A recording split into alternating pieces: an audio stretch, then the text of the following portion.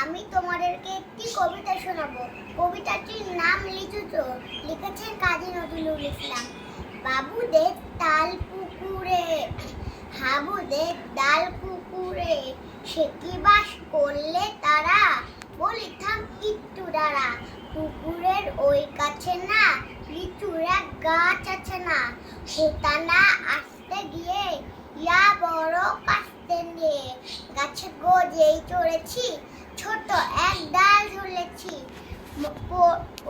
ও বাবা মরাত করে পড়েছি সরাত জোরে, গরিবর মালির ঘালেই সে ছিল গাছের আরে।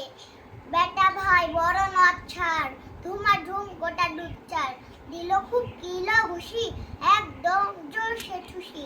আমিও বাগিয়ে থাপড়, দে হাওয়া চাপিয়ে কাপড়, লাফিয়ে ডিংলু দেয়াল, দেখি এক ভিতরে শেয়াল। ও বাবা শেয়াল কোথা, ভোলাটা দাঁড়িয়ে হোতা। আমি কই কম মোকাবা, কুকুরে করবে সাবার। বাবা গো মা গো বলে পাখিরের ফকল গলে, ঢুকি গে বসতের ঘরে, যেন প্রাণ আসলো ধরে। বাবু ফের কান বলি ভাই, চুরিতে আজ যদি যাই, তবে মোর নামই মিছা, কুকুরের চামড়া খিচা। বাবা ভোলা শেখি ভাই যাইলে ভোলা, মালির ওই পিকনি গোলা, কি বলিস ফের হপ্তা,